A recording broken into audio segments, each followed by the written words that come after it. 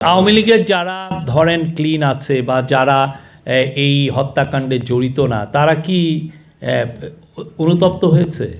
তারা কি বলেছে যে আমরা অনুতপ্ত? আপনি দেখেছেন আমাদের পার্টি এই কাজটা করেছে, এই জন্য আমরা অনুতপ্ত ফিল করছি, আমরা ক্ষমা চাই।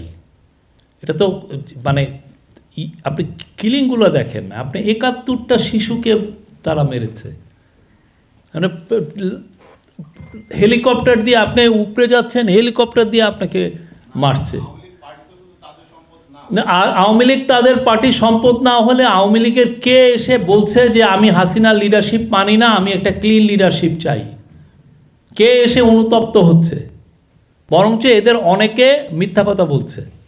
আওয়ামী লীগের টপ লিডারশিপ, আওয়ামী লীগের অনেকেই এই পুরো জুলাই হত্যাকাণ্ডের সাথে জড়িত, আপনি জানেন। এবং কালকে হিউম্যান রাইটস ওয়াচের আপনারা যদি খুব মনোযোগ দিয়ে রিপোর্টটা পড়েন, ওই রিপোর্টের 17তম পাতায় আছে, সেখানে স্পষ্টভাবে তারা লিখেছে যে শেখ হাসিনা নিজেই ডাইরেক্টলি অর্ডার দিয়েছেন এনফোর্স ডিসঅ্যাপিয়ারেন্স, মানে গুমের এবং কিলিংয়ের।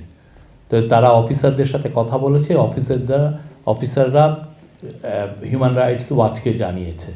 তো যেই পার্টি দেখেন এত বড় একটা হত্যাকাণ্ড হলো বাংলাদেশের ইতিহাসে, একদম আপনার আমার চোখের সামনে দিয়ে বাচ্চা বাচ্চা ছেলে মেয়েদেরকে খুন করা হলো, এবং অনেক কত শশ ছেলে চোখের অন্ধ হয়ে গেছে, অনেকে সারা জীবনের জন্য ক্রিপল হয়ে গেছে। তো তারপরে এদের মধ্যে তো কোনো অনুশোচনা নাই, রিমোর্স নাই, রিগ্রেট নাই। এবং আপনি ওদের যদি ওয়ার্ডিং দেখেন, তারা আরও মিথ্যা কথা বলছে যে ৩,০০০ পুলিশ মারা গেছে। কত বড় জালিয়াতি, কত বড় মিথ্যা কথা। বাংলাদেশে যতদিন না তারা ক্ষমা চাচ্ছে, যতদিন না তাদের এই লিডারশিপকে ট্রায়ালের মধ্যে আনা হচ্ছে এবং তাদের সাবমিট টু জাস্টিস, এবং তাদের যতদিন না তাদের অ্যাকাউন্টেবিলিটির মধ্যে আসছে, ততদিন তাদের কোনো প্রোটেস্ট করার আসলে করতে দেওয়া হবে না। প্রোটেস্ট কোনো ধরনের কোনো, বাংলাদেশের মানুষকে আগে তাদেরকে আগে বিচারের সম্মুখীন হতে হবে। আমাদের স্পষ্ট অবস্থান এখানে। আমরা দুটো ডেট দিয়েছি। একটা হচ্ছে যে যদি কোম রিফর্ম হয়, সেক্ষেত্রে এই বছরের ডিসেম্বরের মধ্যে ইলেকশনটা হবে, হ্যাঁ, সেটা আমরা বলেছি, মানে ইন্টারিম গভর্নমেন্ট বলেছে। আর একটা হচ্ছে যে যদি পার্টিগুলো মনে করে যে না, আমরা আরও বেশি রিফর্ম চাই গভর্নমেন্টের কাছ থেকে, তাহলে সেক্ষেত্রে আরও 6 মাস এটা এক্সটেন্ড করা যেতে পারে, মানে জুন 2026-এর মধ্যে হতে পারে। এইটার ব্যাপারে বারবার আমাদের গভর্নমেন্ট, ইন্টারিম গভর্নমেন্টের অ্যাডভাইজার, আমাদের মাননীয় চিফ অ্যাডভাইজার বারবার এটা বলেছেন। এখন ইলেকশন কমিশন একটা ইন্ডিপেন্ডেন্ট অর্গানাইজেশন, ইন্ডিপেন্ডেন্ট বডি, তারা তাদের কথা বলছেন।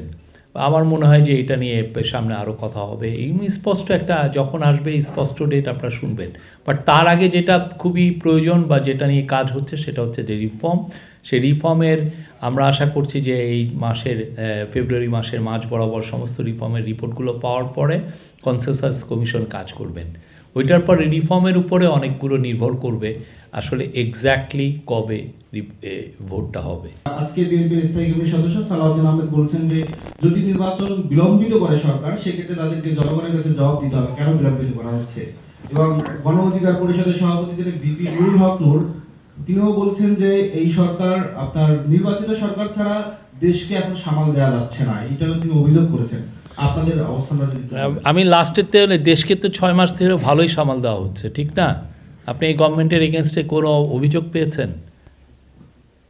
কোনো ধরনের অভিযোগ পেয়েছেন? খুবই ভালোভাবে সামাল দেওয়া হচ্ছে। এখন নুরুল হক নূর এখন জাতীয় নেতা হয়ে গেছেন, উনি অনেক কথা বলছেন, ওনার তো কনস্টিটিউয়েন্ট, ওনার সাপোর্টারদের জন্য তো উনি কথা বলবেনই, আমরা তার কথাকে সম্মান জানাই। কিন্তু আমরা গত 6 মাসে আপনি রিপোর্ট কার্ড দেখেন, আমি তো বলবো যে ব্রিলিয়ান্ট। আর আপনি কি বললেন, সালাউদ্দিন আহমেদের কথা বললেন, আমরা স্পষ্ট আমরা বলেছি, দুইটা আমরা ডেট দিয়েছি, স্পষ্টভাবে ডেট দিয়েছি।